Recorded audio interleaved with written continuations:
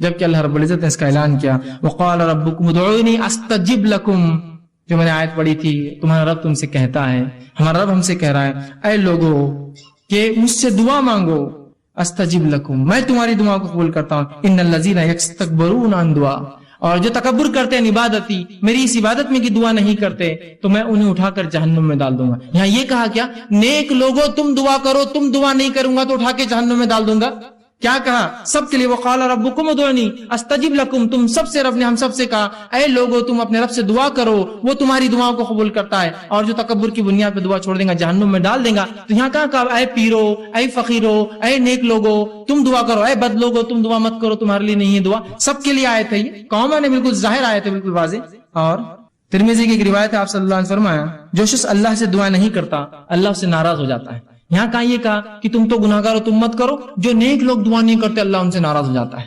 کوئی بھی انسان اللہ سے دعا نہ کرے اللہ ناراض ہو جاتا ہے، اور اللہ گناہگاروں کی بھی سنتا ہے اور نیکوکاروں کی بھی سنتا ہے۔ معلوم ہے، نیک لوگوں کی بھی سنتا ہے اور گناہگاروں کی بھی سنتا ہے۔ آئیے مثالیں لے لیجئے، مثالیں تو لوگوں کا جو عقیدہ ہے اللہ گناہگاروں کی نہیں سنتا اور نیکوکاروں کی پوری سنتا ہے، تو میں آپ کو دلیل دیتا ہوں، اللہ گناہگاروں کی بھی سنتا ہے، نیکوکاروں کی بھی سنتا ہے، گناہگاروں کا بھی انکار کرتا ہے، نیکوکاروں کی بھی نہیں سنتا ہے کبھی، تو بڑے بڑے انبیاءوں کی نہیں سنی اللہ نے۔ مثالیں لے لیجیے، آئیے سب سے پہلے سورہ رعد سورہ نمبر 13 آیت نمبر 36 اور 38 میں اللہ فرماتا اور کہتا ہے ربی قال انظرنی الی یوم یبعثون، اور جب شیطان کو اللہ نے جنت سے نکالا تو اس نے کہا اے میرے رب فانظرنی الی یوم یبعثون، مجھے مہلت و ڈھیل دی جائے ان انسانوں کے دوبارہ اٹھائے جانے تک، آدم کی اولاد کے دوبارہ اٹھائے جانے تک۔ کس نے مانگی یہ دعا؟ شیطان نے۔ جانتے نا تمام گناہوں کا سبب دنیا میں جو ہے وہی بنتا ہے، لوگوں کو بہکا رہا ہے، پھسلا رہا ہے، گناہ کروا ہے نا، سب سے گناہ گار ہے نا، اللہ کا نافرمان ہے۔ ابھی کہاں سے نکالا جا رہا ہے؟ جنت سے نکالا جا رہا ہے۔ کیا بول رہا ہے لیکن اللہ سے، اے اللہ مجھے دوبارہ اٹھایا جاتا ہے، مہلت دی جائے۔ اللہ نے کیا بولنا چاہیے تھا ہمارے اصول کے مطابق؟ چل بھاگ، بزرگ کے ذریعے سے آیا، سیدھے آ کے بات کر رہا میرے سے، بھاگ یہاں سے، گناہ گار ایک تو، اور سیدھے دعا، ہمت تیری اتنی؟ ہمارے اصول کے مطابق تو یہ ہونا چاہیے تھا نا، جا کسی نبی کے وسیلے سے آ، جا کسی پیر فقیر کے وسیلے سے آ، سیدھے آ کے دعا مانگ رہا ہے، شیطان کہیں کا، ابلیس کہیں کا، بولنا چاہیے تھا نا ہمارے اصول کے مطابق۔ اللہ کیا جواب دیتا؟ سنیے، تو شیطان جانتا تھا اس نے نافرمانی کی اللہ کی، لیکن اس کے پاس عقیدہ تھا کہ تو اللہ رب العزت کے پاس جنت میں تھا، اس کو پورا عقیدہ معلوم شریعت، وہ جانتا تھا اللہ ہی سنتا ہے، سیدھے سنتا ہے، میں گناہ گار ہوں بھی تو سنے گا میری۔ تو اللہ رب العزت نے جواب دیا قال فإنك من المنذرين، جا تجھے چھوٹ دی گئی، جا تجھے چھوٹ دی گئی۔ کب تک؟ انسانوں کے دوبارہ اٹھائے جانے تک۔ جا، یہ نہیں کہا کہ جا کر پیر فقیر کے وسیلے سے آ، آدم کے وسیلے سے آ، محمد صلی اللہ علیہ وسیلے سے آ، فلاں سے آ، نہیں، سیدھا کہا جا تجھے ڈھیل دی گئی، برا ہے، گناہگار ہے، اللہ سیدھی سن رہا ہے اس کی۔ آئیے اب وہ واقعہ سنیے جو اللہ نیکوکاروں کی بھی نہیں سنتا، جو وہ لوگ کہتے ہیں نہیں پیر فقیر کے اللہ کبھی ٹالتا ہی نہیں، پیر فقیر تو چھوڑ دیجئے، یہاں انبیاءوں کی نہیں سننا ہے اللہ نے۔ آئیے سنیے واقعہ، اللہ رب العزت سورہ ہود سورہ نمبر 11 آیت نمبر 45 اور 46 میں اللہ نے فرمایا، اور نوح علیہ السلام سے کہا نوح میں تیری آل کو اس طوفان سے بچا لوں گا۔ جب طوفان آیا ان کا بیٹا جو جا کر دور چلا گیا، نوح علیہ السلام نے کہا بیٹا کشتی میں سوار ہو جا۔ آج کوئی بچنے والے نے کہا اے والد میں بہت اونچے مقام پر چلا جاؤں گا، اور یہ بات اور مکالمہ چل ہی رہا تھا، ایک زوردار لہر آئی اور وہ بیٹا بہہ کر چلے گا پانی۔ نوح علیہ السلام کو اللہ نے کیا کہا تھا؟ اے نوح جو ہے میں تیرے گھر والوں کی حفاظت کروں گا، اور یہاں بیٹا ڈوب گیا، بیٹا گھر سے ہوتا ہے نا کسی کی، اس کے گھر والا تھا۔ تو نوح علیہ السلام نے اللہ سے گزارش کی اور دعا کی اور فرمایا انی اعیذک ان تکون من الجاہلین۔ جب دعا کی اور کہا اللہ جو ہے میرے بیٹا تو میرے گھر والوں میں سے تھا، تو اللہ نے جواب دیا انی اعیذک ان تکون من الجاہلین، اے نوح میں تجھے نصیحت کرتا ہوں جاہل لوگوں کی جیسی باتیں نہ کرنا، اس لیے کہ تیرا بیٹا ایمان نہیں لایا لہذا تجھ سے نہیں ہے، وہ ایمان نہیں لایا تھا۔ تو یہاں کس کی دعا اللہ نے رد کی؟ اے نوح جاہلوں میں سے مت ہو جانا، نصیحت کرتا ہوں تجھے آئندہ ایسی بات میرے سامنے نہیں کرنا۔ اور نوح نے اس کے بعد اللہ سے توبہ کی، اللہ کہا میں گناہگار، میں توبہ کرتا ہوں تجھ سے، میں نے غلط دعا کی تھی تجھ سے۔ کس کی دعا رد کی؟ یہ اللہ کے پہلے رسول ہے نوح علیہ السلام، رد کر دی۔ آئیے دوسرا واقعہ، صحیح بخاری کی روایت، ابراہیم علیہ السلام نے اللہ سے دعا کی اللہ میرے والد کو جو کہ کفر پر مرے تھے، اے اللہ ان کو جنت عطا کرنا، جہنم میں۔ اللہ ان کی دعا مانی نہیں، سنی ان کی دعا، اور روز قیامت حدیث میں آتا ہے ان کے والد کو ان کے سامنے اٹھا کر جہنم میں ڈال دیا جائے گا۔ کہاں سنی؟ اتنے بڑے نبی، ابو الانبیاء، نبیوں کے باپ کہلاتے ہیں آپ، ابو الانبیاء بعد ترک کر دیا اللہ نے۔ آئیے صحیح مسلم کی روایت ہے، آپ صلی اللہ علیہ وسلم، آپ کا مقام تو ہم سب جانتے ہیں، آپ صلی اللہ علیہ وسلم دعا کی صحیح مسلم، اللہ میری قوم کو، امت مسلموں کو اچانک جو ہے سیلاب کے ذریعے نہ مارنا، پچھلی قوم میں جیسا مری تھی گناہ کی وجہ سے، اچانک جو ہے قحط سالی سے نہیں مارنا، سوکے سے نہیں مار دینا، اور آپس میں ان کے جنگیں نہ ہو، اختلافات نہ ہو۔ اللہ رب العزت نے دو قبول کی کہ تیری امت ایک ساتھ قحط سالی میں نہیں مریں گی، غرق ہو کر نہیں مریں گی، لیکن وہ اختلاف ہونا اور جنگ نہ ہونا، یہ دعا میں رد کرتا ہوں۔ کس نے دعا کی تھی؟ نبی اکرم صلی اللہ علیہ وسلم۔ اللہ نے کیا کیا؟ قبول کیا، رد کر دی دعا۔ تو اس سے پتا چلا اللہ ہر شخص کی دعا سنتا ہے، جس کی چاہتا ہے قبول کرتا ہے، جس کی چاہتا ہے رد کر دیتا ہے، پھر چاہے نیکوکار ہو چاہے گناہ گار ہو۔ یعنی نیکوکار، اس سے بڑے نیکی اور کون کر سکتا ہے؟ نوح علیہ السلام پہلے رسول، ابراہیم علیہ السلام برگزیدہ رسول، اور محمد صلی اللہ علیہ وسلم آخری رسول۔ تینوں کے واقعات رکھ دیے میں نے، نہیں سنا، انکار کر دیا اللہ نے۔ تو یہ چھوڑ دیجئے کہ اللہ صرف ان کی اور ان کی سنتا ہے، اللہ سب کی سنتا ہے۔ مانگیے تو صحیح اس سے، مانگیے تو صحیح اس سے، اور تین طرح سے قبول کرتا ہے، سمجھ لیں نا، اس بات کو یاد رکھیں، ورنہ پھر میں نے تو مانگا قبول نہیں ہوئی۔ ارے عقل پکڑو، چیزوں کو سمجھو، دنیا کی چیزوں میں تو صبر کرتے ہو بڑا، نہیں صبر کو ابھی فلاں ہو جائیں گا، یہاں معاملہ اللہ کا ہی ہو تو صبر نہیں آتا ہے لوگوں کو، جبکہ وہ ذات دینے کوئی بیٹھی، یاد رکھیے۔ بہرحال تو ہر شخص کو اپنے لیے اللہ سے خود دعا مانگنا چاہیے، پہلی چیز۔ دوسرا، اللہ قبولیت دعا کے لیے اس کی اپنی مرضی ہوتی ہے کہ اللہ جس کی چاہتا ہے اپنی مرضی، مصلحت اور اپنے اختیار سے جب چاہتا ہے جیسے چاہتا ہے قبول کرتا ہے، اور جب چاہتا ہے جیسے چاہتا ہے رد کر دیتا ہے، اس کی اپنی چوائس ہے۔ اس معاملے میں کوئی پوچھ نہیں سکتا اسے اللہ کیوں، سمجھے اب بات؟ لیکن ہمارا کام ہے دعا کرتے رہنا۔ اب دعا اور ظاہری اسباب، کہ ایسا نہ ہو کہ اب دعا کے چکر میں اب ظاہری اسباب بھول جائے، بہت دعا کی اہمیت پتہ چل گئی، اب ظاہری اسباب پورے خالی۔ ظاہری اسباب کیا ہے؟ کہ بھائی ایگزام میں پاس ہونا ہے، اللہ پاس کر دے، اللہ پاس کر دے، اللہ میرٹ میں لا دے، اللہ میرٹ میں لا دے۔ ارے پڑھو لکھو نا، اب اس کی کیا ضرورت؟ دعا کی اہمیت معلوم ہوگی اپنے کو، بس اللہ سے مانگنا ہے بس۔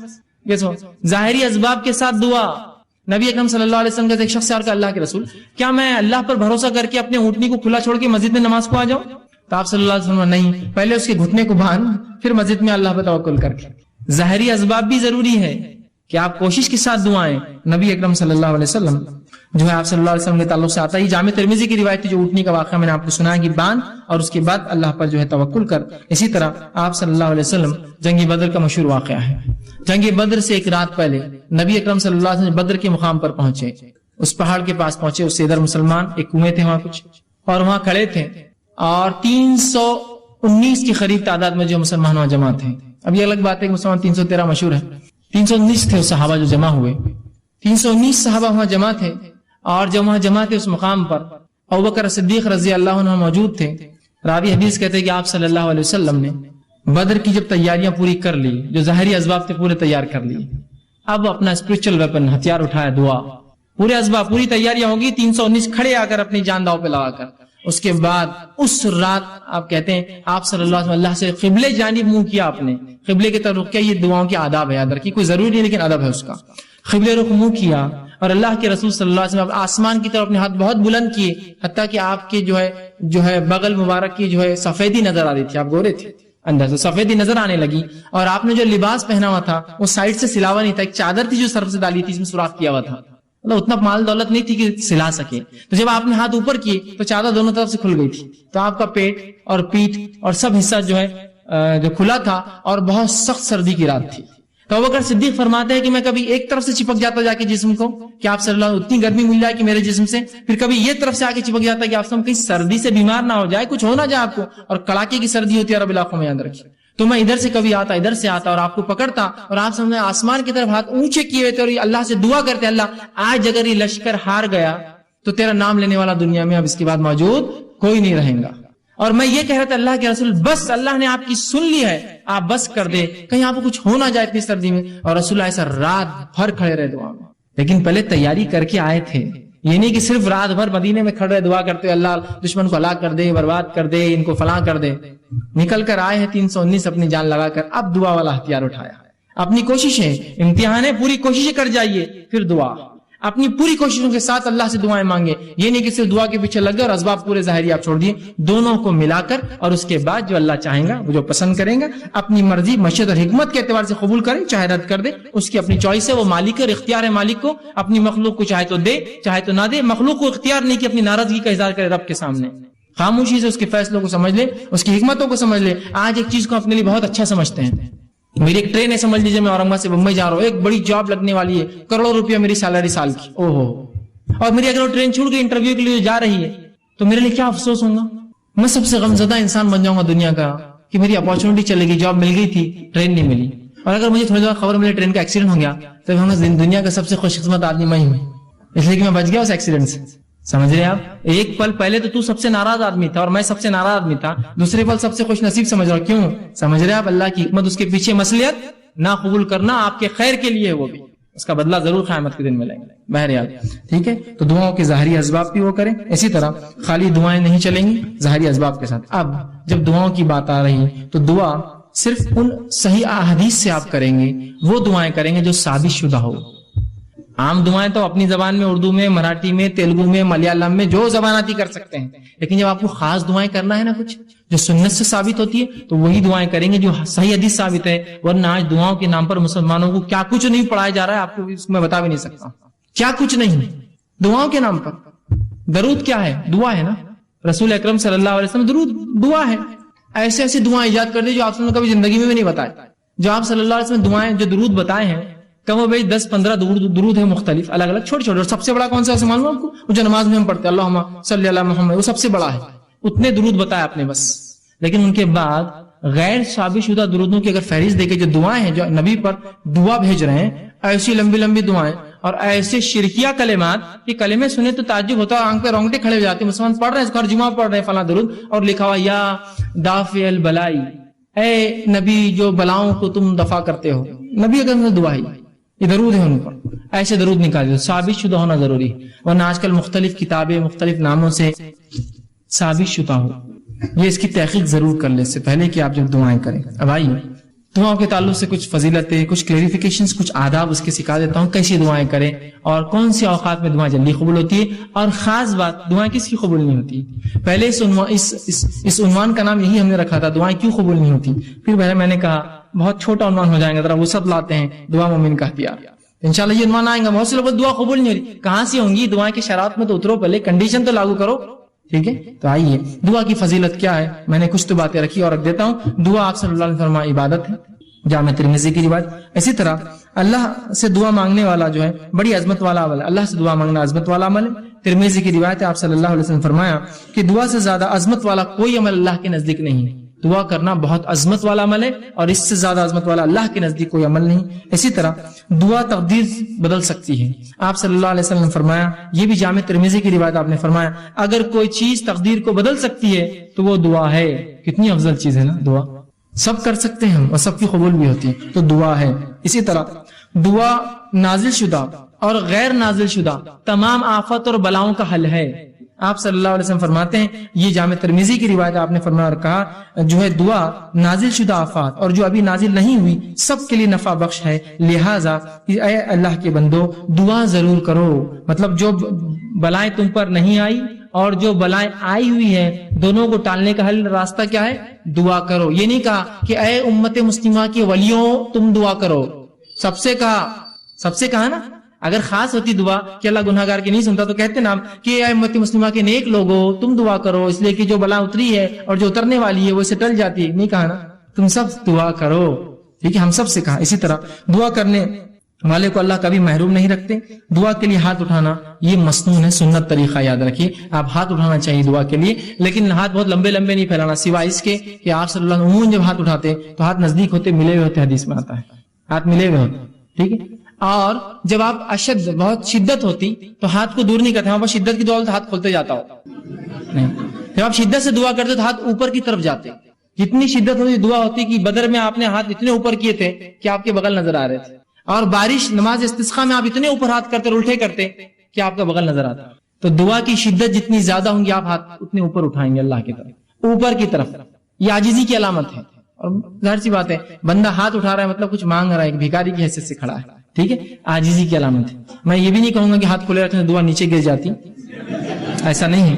یہ سب اللہ کا غائب کا معاملہ ہے, لیکن ہاتھ ملانا چاہیے, اور ہاتھوں کو آپ اس کی شدت کے اعتبار سے کیجیے اور قبلے رخ ہونا بھی یہ سنت ہے، یاد رکھیں، ٹھیک ہے؟ تو آپ صلی اللہ علیہ وسلم فرمایا دعا کے لیے ہاتھ اٹھانا مسنون ہے، اور دعا جب کرتا ہے بندہ محروم، ابن ماجہ کی روایت آپ نے فرمایا اور کہا تمہارا رب بڑا حیا کرنے والا ہے اور بڑا سخی ہے، بہت دینے والا ہے، اس کو ایک تو شرم بہت آتی اور بہت سخی ہے، بہت دینے والا ہے، تو لہٰذا جب بندہ اس کے حضور میں ہاتھ اٹھاتا ہے تو اللہ کو شرم آتی ہے میں کیسے نہیں دوں گا اس کو، ایک مطلب بہت حیا آتی ہے اس کو کہ کوئی اس کے در پر آئے مانگے اور وہ خالی ہاتھ چھوڑے، تو اللہ کے رسول نے جب بندہ ہاتھ اٹھاتا ہے تو اللہ بڑا حیا دار ہے، بڑا سخی دینے والا ہے، تو اس کو شرم آتی ہے، حیا آتی ہے کہ اس بندے نے جس نے ہاتھ اٹھایا اس کو خالی کیسے جانے، تو کچھ نہ کچھ ضرور ڈالتا ہے آپ کی جھولی میں، یاد رکھیے، یا تو چیز کے بدلے چیز، دعا کے بدلے، اس کے بدلے آخرت میں ثواب، یا اس کے بدلے ایک مصیبت ٹالتا ہے، اس لیے کہ اس کو حیا آتی ہے آپ کو لوٹانے کے اندر، ٹھیک ہے؟ تو ہاتھ اٹھانا میرا سنت ہے اور اللہ تو اسی طرح جو ہے دعا کے تعلق سے بات آتی ہے، اس کے کچھ آداب ہیں، ان آداب کا بھی لحاظ رکھیں، ان آداب کا ہم لحاظ نہیں رکھیں گے تو ہو سکتا ہے دعا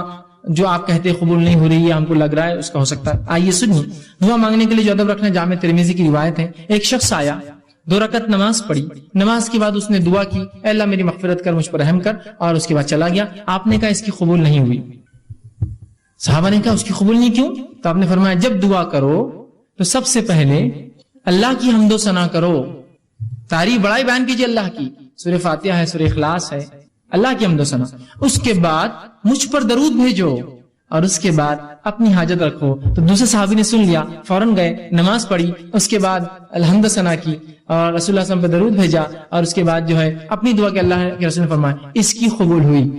یہ ادب ہے دعا کا، یاد رکھیے، نہیں کوئی ضروری نہیں کہ آپ جلدی میں ہو، مصیبت میں تو آپ سیدھے پکارے اللہ کو، لیکن جب آپ اطمینان سے دعا کر رہے ہیں تو ضرور اس ادب کا لحاظ رکھیے کہ پہلے اللہ کی حمد و ثنا، نبی اکرم صلی اللہ علیہ وسلم پر درود، اپنی حاجت اس کے بعد رکھیے، اور اس کے اندر بالخصوص اپنی مغفرت کے ساتھ شروع کیجیے، اللہ میری مغفرت، اس کے بعد میرے فلاں فلاں، ٹھیک۔ اسی طرح دعا جامع ہو، کم الفاظ والی ہو، اور 2 ٹوک ہو، ڈائریکٹ ٹو پوائنٹ ہو۔ جامع سمجھتے آپ؟ کم الفاظ والی، آپ صلی اللہ علیہ وسلم لمبے لمبے الفاظ پسند نہیں کی دعا میں، خوب لمبے لمبے اشعار پڑھ رہے، یہ پڑھنے، جامع ہو۔ جیسا کہ ایک شخص جو ہے وہ دعا کر رہے تھے اور کہتے اللہ مجھے جنت دے، جنت کے سیدھے ہاتھ پہ اتنے درخت دے، جنت کے الٹے ہاتھ پہ اتنے درخت دے، جنت کے کھیت۔ تو ان کے والد نے کہا آپ صلی اللہ علیہ وسلم نے ہمیں منع کیا تھا ایسی دعاؤں کے تعلق سے، ایسی تفصیلی جامع دعا کرو، جنت دے۔ اب جنت میں سب کچھ مل جائے گا نا، یہ خواہ کیوں کرے تم اتنے جھاڑ ادھر اتنے جھاڑ ادھر، یہ اللہ خود دے دیں گے سب۔ اور جہنم سے پناہ مانگنا ہے تو صرف یہ دعا کرو اللہ جہنم سے پناہ دے، اتنی تفصیلات کیوں کی جہنم کی، یہ پناہ دے اور وہاں سے پناہ دے، صرف آپ کر لیجیے خالی، سمجھ رہے بات کو؟ تو جامع ہو، لمبے لمبے الفاظ، تفصیلی نہ ہو، جامع ہو، اے اللہ جنت دے، جنت کی نعمتیں خود مل جائیں گی نا ساتھ میں، اس کو کیا آپ کو ضرورت بولنے کی اتنے جھاڑ، اتنے حوریں، اتنے فلاں، اتنے گھر، اتنے پیسے، ضرورت ہی نہیں ہے نا، جنت مل گئی، سب کچھ آ گیا، جہنم سے بچ گئے، سب کچھ ہو گیا، اتنا کیوں کہ اللہ جہنم کے وہ حصے سے نجات دے اور وہ حصے سے نجات دے اور وہ حصے سے، خالی آپ بول دیجیے بس، بات سمجھ رہے آپ؟ ٹھیک ہے، جامع ہو اور 2 ٹوک۔ یہ دعا کوئی نہ کرے اللہ تو بہتر سمجھے تو دے، یہ دعا درست نہیں، کیوں؟ اللہ پہ کوئی اتھارٹی ہے کہ جو بہتر سمجھے گا اور نہیں سمجھے گا؟ اس کے پاس تو پوری ملکیت ہے، وہ تو دے ہی سکتا ہے، آپ مانگیے کیا مانگنا ہے آپ کو، بولیے اپنے اللہ یہ چیز مجھے خیر ہے تو دے دے، ختم، تو چاہے تو خیر دے دے، یہ کوئی آپشن نہیں۔ اللہ کے اوپر کیا کوئی باس ہے اس کا جو اس کو وہ کرے گا کہ تو چاہے تو مطلب وہ کسی سے پوچھے؟ ڈائریکٹ اپنے 2 ٹوک الفاظ میں کیجیے اللہ یہ چیز خیر ہو تو دے دے، بس ختم۔ 2 ٹوک ہو، مضبوط الفاظ ہو، جامع الفاظ ہو، کم الفاظ ہو، اور اپ ٹو دا پوائنٹ ہو دعا اپنی، اور یہ نہیں کہ اللہ کو آپشنز کے ساتھ تو خیر تو بہتر سمجھے تو دے، بلکہ آپ نے کہا سیدھے اپ ٹو دا پوائنٹ، آپ کہ اللہ اگر خیر ہو تو یہ چیز مجھے دے دے، شر ہو تو اس سے محفوظ رکھ، ختم ہو گیا۔ 2 ٹوک الفاظ میں کہے، یہ نہ کہے، صحیح بخاری کی روایت یہ نہ کہے کہ جو اللہ تو چاہے تو، بلکہ اللہ کے اوپر کوئی بڑا نہیں، اس کا حاکم نہیں ہے کوئی، وہ خود سنتا ہے، لہٰذا 2 ٹوک الفاظ میں دعا کرو۔ اسی طرح دعا مانگتے ہوئے دعا کی قبولیت کا آپ کو یقین رکھنا ہوگا دل میں، جب آپ شخص سے دعا کریں گے نا، ہوتی نہیں ہوتی چلو کر لیں گے، لیکن اب دعا نہیں ہوتی قبول آپ کی، اب نہیں ہوتی، چونکہ آپ ایسی بارگاہ میں جا رہے ہیں جو اتنا غنی ہے، جو کسی کو لوٹاتا نہیں ہے، اور وہاں جاتے وقت فقیر یہ سوچے کہ ملے گا نہیں ملے گا، چلو مانگ لیتے ہیں، پھر نہیں ملتا۔ مانگنے والے کو بالکل ڈٹ کر جانا چاہیے کہ اس دربار سے کوئی واپس نہیں جاتا، یہاں تو بھر دے جھولی کس کس سے چالو ہے، اور وہ نہیں بھرے گا تو رب کس کو کیسے وہ کریں گے، وہ تو دینے ہی والا ہے۔ تو آپ یقین کریں کہ دعا قبول ہونے والی میری، وہ 3 شکلوں میں، وہ یاد رکھیں ہمیشہ، اور پھر 2 ٹوک الفاظ میں کیجیے، یقین کے ساتھ کیجیے اللہ قبول کریں گا، اور دعا پوری توجہ اور یکسوئی سے کیجیے، دعا میں خشوع ہو، جیسا نماز، روزہ، زکوٰۃ، حج، ذکر و اذکار، تلاوت قرآن میں خشوع، تو اسی طرح خشوع ہو، یہ نہیں کہ آپ بہت سے لوگ دعا کرتے ہیں ہاتھ چالو ہے، بس کچھ تو بھی چل رہا ہے، بس مطلب کوئی ان کو دعا میں خشوع نہیں، بس ہو رہی ہاں آمین آمین چل رہا ہے معاملہ، خشوع کے ساتھ عاجزی انکساری کے ساتھ، یکسوئی کے ساتھ. یہ جامع ترمذی کی روایت ہے. آپ نے فرمایا اللہ تعالیٰ سے قبولیت کے مکمل یقین کے ساتھ دعا کرو، اور یاد رکھو اللہ تعالیٰ غافل اور بے دھیان دل کی دعا نہیں سنتا اور قبول نہیں کرتا. غافل بے دھیان دل بس کر رہے اللہ بس میرے والدین کو فلاں کر دے، یہ غافل ہے. آپ ادھر دیکھ رہے ادھر دیکھ رہے، یہ کام کیسا چل رہا، وہ کیسا ہو رہا، مسجد میں کیا کیا ہو رہا، گھر میں کیا کیا ہو رہا ہے نا، تو پھر دعا قبول نہیں ہوتی. اسی طرح دعا کے ادب میں یہ ادب بھی ہے، دعا مانگنے سے قبل اپنے گناہوں کا اعتراف کیجیے اللہ کے سامنے. یہ حاکم کی روایت ہے. آپ صلی اللہ علیہ وسلم فرمایا جب بھی تم اللہ سے دعا مانگو تو اپنے گناہوں کا پہلے اقرار کرو، اللہ میں گناہ گار ہوں، میں خطا کار ہوں، مجھ سے گناہ اور خطا ہوئے، لیکن تو میرا رب ہے، اس گناہ اور خطاؤں کے بعد بھی مجھے یقین ہے تو میری دعا سنے.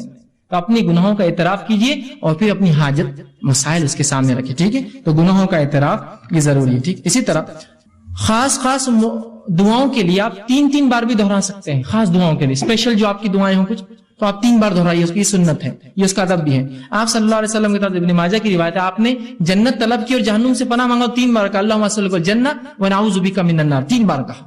یہ تو بہت اہم دعا ہے نا، جنت پانے کی، جہنم سے بچنے کی. تو اس سے پتا چلا آپ ایسی دعاؤں کو جو بڑی اہمیت کی ہے 3 بار دہرانا کر، اللہ میری مغفرت کر، اللہ میری مغفرت کر. یہ امپورٹنس کے لیے اور یہ سنت ہے. آپ جب بھی کوئی اہم دعا کرتے 3 مرتبہ الفاظ کے، جیسے عثمان ابن عفان کو دعا دی تھی 3 بار کی دی تھی ایک ساتھ. امپورٹنٹ تھا نا، اس لیے کہ جنگ تبوک میں مال لا کے دیا تھا جب کوئی دے نہیں رہا تھا.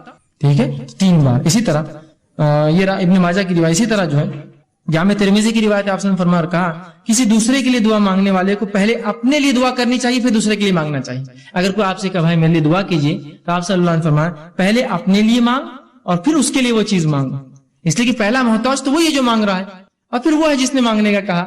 جب بھی کوئی آپ سے دعا کہے تو ضرور اپنے لیے مانگیے پہلے اور پھر اس سامنے والے کے لیے بھی دعا کیجیے. اسی طرح جو یہ ابو داؤد کی روایت آپ صلی اللہ علیہ وسلم فرمایا کہ دعا جو ہے جامع ٹھوس الفاظ لیکن زیادہ معنی والوں سے دعا مانگنی چاہیے، مطلب تھوڑے ہو، ٹھوس ہو، مضبوط ہو اور زیادہ اس کا معنی اس کے ساتھ کرنا چاہیے. اسی طرح ہاتھ اٹھائے بغیر بھی دعا کرنا جائز ہے، لیکن ہاتھ اٹھانا سنت اور ادب ہے. ہاتھ اٹھائے بغیر بھی کر سکتے ہیں، جیسے کہ آپ صلی اللہ علیہ وسلم نے نماز کے اندر تشہد کے اندر دعائیں کی، اس میں ہاتھ تھوڑی اٹھا سکتا آدمی نماز کے تشہد میں، نماز کی مختلف ارکان میں، تو بغیر ہاتھ اٹھائے کے تو بغیر ہاتھ اٹھائے کے بھی کر سکتے ہیں، ہاتھ اٹھا کے بھی کر سکتے ہیں. اسی طرح جو ہے دعا سننے والے کے لیے آخر میں آمین کہنا چاہیے. جو دعا سنے، جب کوئی دعا کرے آپ سن رہے تو آمین کہنا چاہیے، اس لیے کہ آمین کہنا یہ جو ہے اے اللہ قبول کر کے معنی میں ہے. صحیح مسلم کی روایت ہے آپ نے فرمایا جب بندہ اللہ سے دعا کرتا ہے تو فرشتے آمین کہتے ہیں، اس کے لیے وہ دعا کر کے آمین کہتے ہیں. تو پتا چلا فرشتے دعا پر آمین کہتے ہیں، مطلب ہم لوگ بھی جب دعا کوئی کرے تو آمین کہنا چاہیے اس کے اوپر، لیکن دعا گناہ کی نہ ہو اور خطے تعلق کی نہ ہو. یہ 2 دعاؤں پہ نہیں کہنا چاہیے، چونکہ یہ دونوں دعائیں مانگنا غلط بھی، اللہ قبول بھی نہیں کرتا کہ گناہ کی کوئی دعا یا خطے تعلق. جیسا کوئی دعا کرا اللہ یہ لڑکی کو لیکن بھاگنا آسان کر دے، اسے لوگ کرتے ہیں ایسی دعائیں ہوتے ہیں نا ایسی دعائیں. تو بہرحال نوجوان اس لیے بول رہا ہوں تو یہ دعائیں نہیں قبول ہوتی، یہ تو گناہ کی ہے نا. آپ ایسی دعا اللہ سے کرتے ہیں اللہ میرے کو شراب کی نعمت عطا فرما، ہے نا، میرے لیے جوا چرس گانجا یہ سب آسان کر، میرے کلب کو جو سٹے کا ہے اس کو خوب چلا، ہے نا، لوگوں کو خوب بیمار کر تاکہ میرے دواخانے میں آئے. گناہ کی ہے نا بھائی، بیمار لوگ ہوتے رہیں گے، دواخانے آتے رہیں گے، الگ چیز ہے، آپ دعا نہیں کر سکتے، اس کی گناہ ہے نا. ایک غلط چیز کی دعا کر رہے ہیں آپ، سمجھے. جیسے پنکچر کی کسی نے دکاندار تو آپ کیا دعا کریں اللہ خوب پنکچر ہو گاڑیاں اس شہر میں میرے پاس آئے. پنکچر تو فطری چیزیں ہوں گی، آپ دعا نہیں، آپ یہ کریں گے اللہ میرے رزق میں برکت دے. اب وہ کیسی ہوں گی وہ ایک الگ چیز ہے، آپ بات سمجھ رہے. یہ دعا ہونی چاہیے، تو گناہ کی دعا نہیں ہونی چاہیے. اسی طرح معمولی سے معمولی چیز بھی اللہ سے مانگنا چاہیے. معمولی بہت معمولی چیز ہے اللہ سے مانگی. ہم لوگ سمجھتے نہیں بڑے مسئلوں میں اللہ کو لانا چاہیے، معمولی مسئلے میں نہ کو اللہ کو جو خامخواہ لانے کا نہیں. ہر مسئلے میں اپنے رب سے تعلق جوڑیے اپنا. اور معمولی دعا بھی آپ صلی اللہ علیہ وسلم سنیے کیا فرمایا. جامع ترمذی کی روایت ہے، انس بن مالک رضی اللہ عنہ فرماتے آپ نے فرمایا اور کہا تم میں سے ہر ایک اپنی ضرورت اللہ سے مانگے، حتیٰ کہ جوتے کا تسمہ لیس بھی ٹوٹ جائے تو اللہ سے مانگے، اللہ نہیں لیس چاہیے. اور اگر نمک کی کمی ہو تو اللہ سے مانگے، اللہ نمک چاہیے مجھے. اس کے بعد کوشش، میں نے پہلے بیان کر دیا، کوشش کے ساتھ یہ سب چیزیں جڑی ہوئی ہیں کہ تسمہ لینے جائے، کوشش کرے، مال کما کے خریدے، نمک کے لیے باہر نکلے مانگے یا پھر خریدنے جائے، کوشش کے ساتھ، لیکن دعا پہلے. کوئی مشکل کوئی مصیبت، اگر کسی نے کیا ارے گاڑی پنکچر ہو گیا، اللہ میری مدد کرے اس معاملے میں، گاڑی پنکچر ہوگی میری، کوئی بھی چھوٹی سے چھوٹی لیس تو کتنی چھوٹی چیز ہے نا، کوئی بھی مصیبت ہو اللہ سے فوراً دعا، اس کے بعد کوشش اپنی جاری رکھیں. اسی طرح دعا کرتے وقت اپنا رخ قبلے طرف رکھنا یہ بھی سنت ہے. آپ صلی اللہ علیہ وسلم نے جنگ بدر کا جو میں نے واقعہ رکھا تھا، آپ قبلے رخ ہوئے، یہ مسلم کی روایت ہے. اور دعا کی جس کے الفاظ صحیح مسلم کی روایت کے یوں ہیں. عمر بن خطاب کہتے ہیں جنگ بدر میں رسول اکرم صلی اللہ علیہ وسلم نے مشرکین مکہ پر ایک نظر ڈالی ان پہ جب کھڑے ہو گئے تھے آمنے سامنے, تو وہ 1000 کی تعداد تھی, جبکہ آپ صلی اللہ علیہ وسلم کی صحابہ کی تعداد 319 تھی. پھر فرمایا رسول اللہ صلی اللہ علیہ وسلم نے قبلے رخ طرف کیا اور اپنے ہاتھ اللہ کے حضور پھیلائے اور پکار کر دعا کرنے لگے, پکار کر دعا کیا آپ نے. ٹھیک ہے, تو یہ دعا کی ادب. اب اسی طرح وہ کلمے جو کلموں کے ساتھ اگر دعا کیا تو اللہ کبھی رد نہیں کرتا, وہ باتیں جن کو آپ اگر لگا لے اپنی دعا میں تو اللہ رد نہیں کرتا, وہ باتیں بھی سن لیں. آپ صلی اللہ علیہ وسلم نے فرمایا, یہ ابن ماجہ کی روایت ہے, اللہ کے اسم اعظم سے جو دعا کی جاتی ہے وہ کبھی رد نہیں ہوتی, اللہ سے قبول کرتا ہی ہے. ویسے تو ہر دعا ہو رہی ہے لیکن اس میں اور مکمل اور مضبوط کام ہو جاتا ہے اسم اعظم. اور اس کے تعلق سے آپ صلی اللہ علیہ وسلم فرماتے ایک صحابی تھے, وہ دعا کر رہے تھے, انہوں نے دعا یوں کی اور فرمایا, اور دعا کے الفاظ یوں ہیں, اور کہا اللہم انی اسألوکا انت اللہ لا الہ الا انت الاحد الصمد الذی لم یلد ولم یولد ولم یکن لہ کفوا احد. اس طرح سے انہوں نے الفاظ ادا کی. آپ صلی اللہ علیہ وسلم کہا اس نے اللہ کے اسم اعظم سے دعا کی, اس کی دعا تو رد نہیں ہونا ہے. کوشش کریں کہ آپ جو اسم اعظم سے. اسی طرح قبولیت کی دعا کے دیگر کلمات درج ذیل ہیں, بہت سی اور دعائیں جو آپ کر سکتے ہیں, وہ کلمات جن کو آپ لگا لے سے دعا قبول ہوتی ہے, اس میں سے ایک یہ ہے جس کو آپ صلی اللہ علیہ وسلم فرماتے اور کہا کہ جو شخص یہ پڑھے اپنی دعا کے اندر لا الہ الا انت سبحانک انی کنت من الظالمین, جو یونس علیہ السلام نے کی, اور اس کے بعد دعا کرے تو آپ فرماتے ہیں پاک ہے ظالموں سے نہیں ہوں, اس کے واسطے سے جب بھی کوئی مسلمان دعا کرے تو اللہ اس کی دعا قبول کرتا ہے. تو یہ کلمات ضرور پڑھے اپنی دعا سے پہلے اور اپنی دعا کرے. ٹھیک ہے, یہ دعا بھی اللہ رب العزت قبول کرتا ہے. اسی طرح آپ صلی اللہ علیہ وسلم تیسری چیز بتائی دعا قبولیت میں جو کلمے آپ جوڑے اس میں سے یہ آپ نے فرمایا اور کہا, جامع ترمذی کی روایت ہے کہ جب تم دعا کرو تو یہ الفاظ کہنا مت بھولنا, یا ذوالجلال والاکرام, بار بار کہنا ہے یا ذوالجلال والاکرام. تو آپ نے فرمایا یا ذوالجلال والاکرام کے الفاظ کو اپنی دعاؤں میں لازم پکڑو, ہمیشہ بولا کرو ان الفاظ کو یا ذوالجلال والاکرام. ٹھیک. اسی طرح قبولیت دعا کے اوقات کیا ہے, کب کب دعائیں قبول ہوتی ہے, تو سن لیجیے. رات کے آخری حصے میں دعائیں قبول ہوتی ہے. صحیح بخاری کی حدیث ہے, آپ نے فرمایا رات کے آخری حصے میں اللہ پہلے آسمان میں آتا ہے اور ایک آواز آتی ہے کوئی مغفرت کا طلب کرنے والا میں دینے, اور ہر رات ہوتا ہے, رمضان کی رات خاص نہیں, ہر رات تیسرا پہر آخری حصہ جس کو سحری کا حصہ بولتے ہیں نا, یہ حصے میں دعا کیجیے, قبول ہوتی ہی ہے. اسی طرح آپ نے فرمایا اذان اور اقامت کے درمیان جو دعا کی جاتی ہے قبول ہوتی ہے, جامع ترمذی کی روایت ہے. اذان کے بعد سے اقامت کے بیچ میں آپ مسجد میں گئے دعائیں کیجیے. اسی طرح سجدے میں دعائیں قبول ہوتی ہیں. آپ صلی اللہ علیہ وسلم فرمایا, صحیح مسلم کی روایت ہے, جب بندہ سجدے میں ہوتا ہے اللہ سے سب سے نزدیک ہوتا ہے, تو لہٰذا تم اس میں خوب دعائیں مانگو, تو سجدے میں دعا ہوتی ہے. اسی طرح جمعہ کے دن ایک ایسی گھڑی ہے جس میں اللہ تعالیٰ دعا قبول کرتا ہے, یہ بخاری کی حدیث ہے, اور ایک حدیث کے مطابق آپ نے فرمایا وہ گھڑی عصر اور مغرب کے بیچ آتی ہے, وہ تھوڑا وقفہ ہوتا ہے. کوشش کرے کہ جمعہ کے دن بار بار ہر وقت زیادہ سے زیادہ دعائیں کرے تاکہ جب بھی وہ گھڑی ہو, ایک قول کے مطابق عصر سے مغرب کے بیچ ہے, لیکن وہ ایک دن کبھی بھی آتی ہے وہ گھڑی دن بھر میں. اسی طرح آپ صلی اللہ علیہ وسلم میدان جنگ میں اگر مسلمان کافروں کے لشکر کے سامنے ہو یا گتھم گتھا ہو اور اس میں اگر وہ دعا کرے تو ایسی دعا اللہ کبھی رد نہیں کرتا اور قبول کرتا ہے. ٹھیک ہے, یہ روایت جو ابو داؤد کی ہے. اسی طرح بارش جب نازل ہو رہی, آپ نے فرمایا اگر کوئی دعا کرے, حکیم کی روایت ہے, اللہ اس دعا کو بھی قبول کرتا ہے. جب بارش برستی ہے اللہ کی رحمت ہوتی ہے, یاد رکھیے. اللہ نے روک رکھا ہے, ایک الگ بات ہے, ہم سے یہ رحمت ابھی بہرحال اس مہینے میں, لیکن جب بھی بارش برسے یاد رکھیے, تو بارش جب برستی ہے رحمت ہوتی ہے, مطلب اللہ خوش ہے اس بستی سے, برسا رہا ہے, ہم سے ناراض اس لیے نہیں برسا رہا ہے, بہرحال تو خوش ہوتا ہے. تو لہٰذا آپ دعا ضرور کیا کیجیے, اس لیے کہ بارش کے وقت دعا کرے تو اللہ قبول کرتا ہے اس دعا کو, حکیم کی روایت. اسی طرح عرفہ کے دن 9 ذی الحجہ میں جو ہے, عرفہ میں یوم عرفہ جو 9 ذی الحجہ کی دعا بھی قبول ہوتی ہے. جب حاجی میدان عرفہ میں ہوتے ہیں اور دعائیں کرتے ہیں, اللہ ان کی دعاؤں کو رد نہیں کرتا, ترمذی کی روایت. اسی طرح توبہ کرنے والے کی دعا جو ہے دن ہو یا رات ہو کبھی بھی جو ہے اس کی دعا قبول ہوتی ہے, توبہ کرنے والے کی. اس لیے کہ آپ صلی اللہ علیہ وسلم فرمایا, صحیح مسلم کی روایت ہے, جب کوئی شخص رات توبہ گناہ کرتا ہے اور دن میں توبہ کرتا ہے اللہ اس کی سن لیتا ہے, دن میں گناہ کرتا ہے رات توبہ کرتا ہے سن لیتا ہے. مطلب گناہگار آدمی صبح اور شام کبھی بھی دعا کرے قبول ہو رہی اس کی دعا. دیکھیے آپ, ہم سمجھ رہے نیکوکاروں کی ہوتی ہے, یہاں تو گناہگار کے بارے میں آ رہی ہے حدیث کہ گناہگار آدمی صبح اور شام جب دعا کرے توبہ, اس کی توبہ قبول کرتا ہے اللہ. دعا ہی تو کرتا ہے اللہ, معاف کر تو قبول کر رہا ہے اللہ. رات کرتا ہے اور صبح مانگتا ہے تو قبول ہوتی ہے, صبح کرتا ہے اور رات مانگتا ہے تو قبول ہوتی ہے. تو گناہگار آدمی بھی اگر جب بھی مانگے اللہ سے, مطلب دن اور رات تو قبول ہوتی ہے. اسی طرح دعا قبولیت کی ایک اوقات یہ بھی ہے, زمزم. جب انسان زمزم بھی, آپ صلی اللہ علیہ وسلم فرماتے ہیں, ابن ماجہ کی روایت ہے, کوئی شخص زمزم کو جس نیت سے پیتا ہے اللہ اس چیز کو قبول کرتا ہے. صحت کے لیے, بیماری کے لیے, مصیبت کے لیے, کوئی چیز کی دعا کر کے زمزم پیجیے, انشاءاللہ عزیز قبول ہوں گی یہ دعا. ٹھیک ہے, تو یہ بھی جو ہے وہ تمام چیزیں جو دعا قبولیت کی گھڑیاں. اسی طرح اب وہ لوگ جن کی دعائیں قبول نہیں ہوتی, وہ کام جن کے کرنے سے دعا اللہ قبول نہیں کرتا, ایسے لوگ غور سے سنیے آپ صلی اللہ, معاف کرنا, وہ لوگ جن کی دعا اللہ قبول کرتا ہے وہ کون ہے, پھر اس کے بعد جن کی نہیں کرتا ہے وہ ہم دیکھیں گے. وہ کون لوگ ہیں جن کی اللہ دعا قبول کرتا ہے؟ یہ پہلا مظلوم, اللہ مظلوم کی دعا قبول کرتا ہے. اور دعا بد دعا ایک ہی چیز ہوتی ہے, عربی میں یاد رکھیے, اچھے الفاظ اچھی چیز کے لیے مانگی جائے تو دعا ہوتی, برے کے لیے مانگا تو بد دعا ہوتی. کسی بھی آپ نے ظلم کیا اور دعا کر اللہ اس ظالم کو ختم کر, تو یہ مظلوم کی دعا درخت بد دعا ہوتی ہے اس کے, لیکن اس کی دعا ہے اللہ سے مانگتا ہے نا, تو مظلوم کی دعا رد نہیں ہوتی. مسافر کی دعا کبھی رد نہیں ہوتی. اور اسی طرح فرمایا باپ کی دعا بیٹے کے حق میں کبھی رد نہیں ہوتی, یہ بات یاد رکھیے. عموماً مائیں دعا کرتی بچوں کے لیے, نہیں پہلے باپ کرے. باپ کی دعا اولاد کے حق میں کبھی رد نہیں کرتا اللہ. سمجھ رہے کیوں بتایا گیا؟ اس لیے کہ عموماً باپ دعا کہاں کرتے ہیں, مرد زیادہ دعاؤں کے عادی نہیں ہوتے, عورتیں پھر بھی مائیں بہت کرتی بچوں کے لیے, باپ نہیں کرتا ہے. نہیں, باپ نہیں کرنا چاہیے زیادہ دعائیں, ماں بھی کرے, میں انکار نہیں کرتا ہوں, خوب کرے, لیکن باپ پہلے کرے, اس لیے کہ حدیث میں ہے کہ باپ کی دعا رد نہیں ہوتی بیٹے کے حق میں. ضرور کرے اپنے بچوں کے لیے باپ دعا. آپ سے فرماتے ہیں, ابن ماجہ کی روایت ہے, 3 آدمیوں کی دعا قبول ہو جاتی ہے جس میں کوئی شک نہیں, کوئی سیکنڈ اوپینین تھاٹ نہیں. پہلا مظلوم کی دعا, دوسرا مسافر کی دعا, اور والد کی دعا اپنے بیٹے کے حق میں.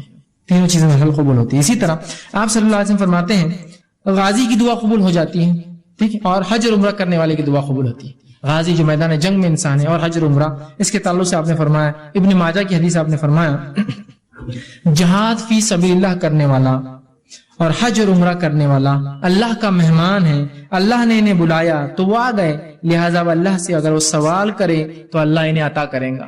سوال کرے, حاجی بھی مہمان ہے, مجاہد بھی مہمان ہے, سوال کرے بس اللہ عطا کرے گا. ٹھیک. اسی طرح نیک اولاد کی دعا والدین کے حق میں قبول ہوتی ہے. ہم سے سمجھتے بڑے چھوٹوں کو دے سکتے, چھوٹے ہی بڑوں کو دے دعا, جہاں باپ کی بیٹے کے لیے ہوتی, بیٹے کی باپ کے لیے بھی ہوتی ہے قبول. آپ صلی اللہ علیہ وسلم فرماتے ہیں, مسند احمد کی روایت آپ نے فرمایا کہ ایک آدمی نے اللہ رب العزت سے جب وہ جنت میں جائیں گا تو پوچھیں گا اللہ میرے نام اعمال میں کچھ نیکیاں ایسی ایسی اور ایسی لکھی تھی جو میں نے کی نہیں تھی, کبھی میں نے وہ کام کیے نہیں تھے. تو اللہ رب العزت کو بتائیں گا اور کہیں گا یہ وہ دعائیں ہیں جو تیرا لڑکا تیرے لیے دنیا میں کیا کرتا تھا, اس کے بدلے میں تجھے اجر دے رہا ہوں آج. تو باپ کی بیٹے کے لیے, بیٹے کی باپ کے لیے, دونوں کے ایک دوسرے کے لیے رد نہیں ہوتی. سمجھ رہے آپ بات کو؟ اسی طرح آپ صلی اللہ علیہ وسلم فرماتے ہیں اور کہتے ہیں خوشحالی میں جو اور فراوانی میں جو اللہ کو یاد رکھتا ہے, اللہ تعالیٰ تنگ دستی میں اس کی دعاؤں کو قبول کرتا ہے. بڑی اچھی حدیث سنی, جامع ترمذی کی روایت آپ سے فرماتے ہیں اور کہتے ہیں جو شخص یہ پسند کرتا ہے کہ مصیبتوں اور تکلیف اور مشکل حالات میں اللہ اس کی دعا قبول کرے تو اسے چاہیے کہ خوشحالی کے وقت میں خوب اللہ سے دعا کرے. بلکہ ہم تو کبھی بھی بدحالی میں دعا کرتے اللہ سے, خوشحالی میں کہاں یاد آتی, خوشحالی میں تو بس معاملہ بالکل وہ ہو جاتا. نہیں, جو خوشحالی میں اللہ کو یاد رکھتا ہے تو اللہ تنگ دستی اور بدحالی میں جو ہے اس کو کیا کرتا ہے, یاد کرتا ہے. یاد رکھیے, سمجھ رہے, تو اس کی بھی ہوتی ہے. اسی طرح روزے دار کی دعا قبول ہو جاتی ہے. آپ صلی اللہ علیہ وسلم فرماتے ہیں جب روزے دار کوئی روزہ رکھتا ہے, بحقی کی روایت ہے, تو اللہ رب العزت اس کی دعا قبول کرتا ہے. اسی طرح بیمار کی دعا بھی قبول ہو جاتی ہے.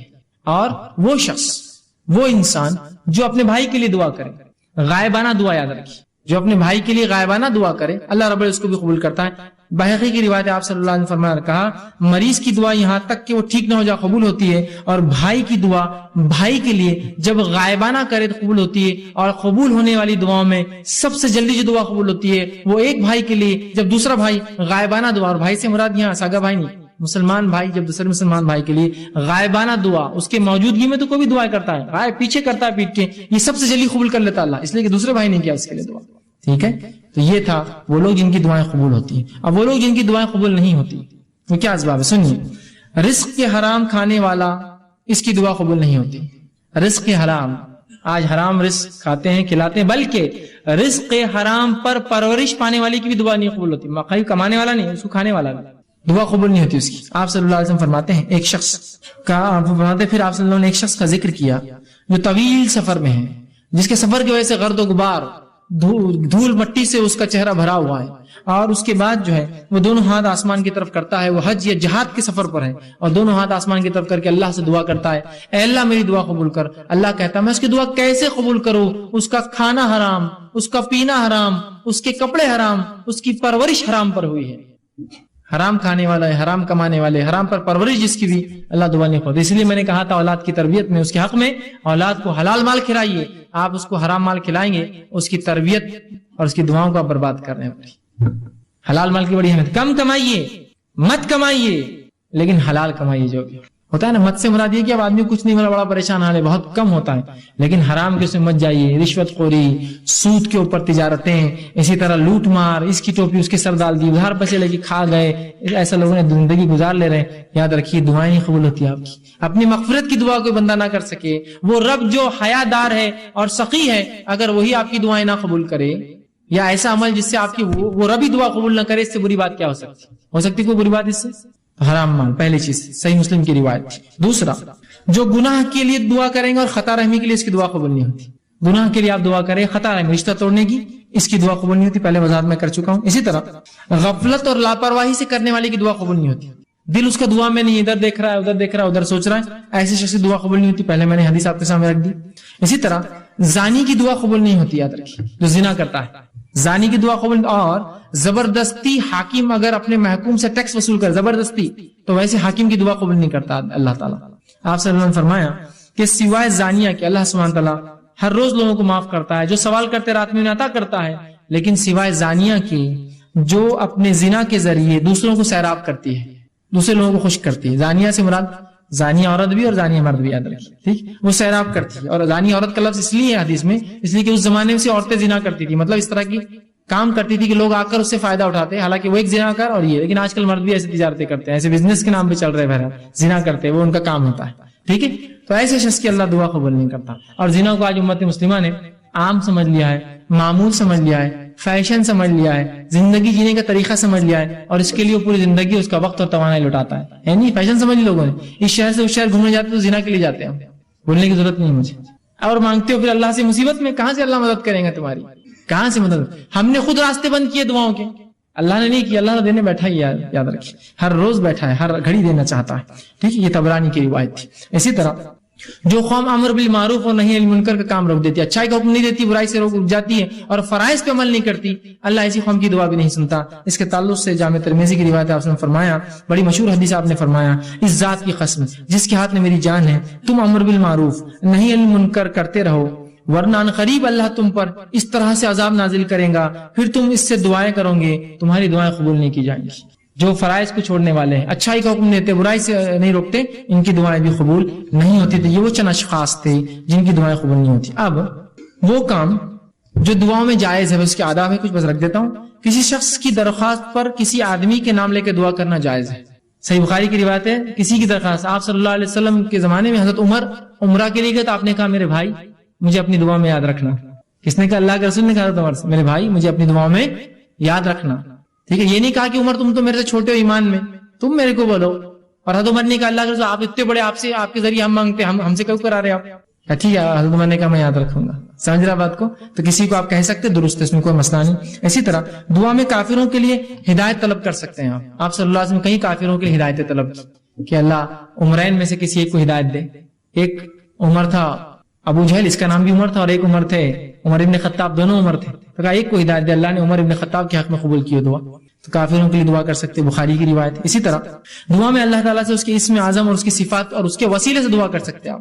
اللہ کے اسماء و صفات اسی لیے تو ہے کہ اس کے وسیلے سے آپ دعا کریں. زندگی چاہیے تو الحی کے نام سے دعا کریں، اے زندگی کے دین یا حیو مجھے جو ہے فلاں زندگی عطا فرما، اس کی زندگی عطا فرما، اس کو موت سے بچا لے. سمجھ رہے ہیں بات کو؟ رزق چاہیے، یا رزاق تو رزق دینے والا ہے، ہمیں رزق عطا فرما. آپ کو چاہیے کہ آپ چاہتے آپ کے گناہ معاف کرے، یا غفار آپ کے گناہوں کو درگزر کر دے، یا رحمان اور رحیم مجھے معاف کر. تو آپ چاہتے آپ کے گناہوں کو اللہ ڈھانک لے، یا ستار اے چیزوں کو ڈھانکنے والے میرے گناہوں کو قیامت کے روز ڈھانک لے.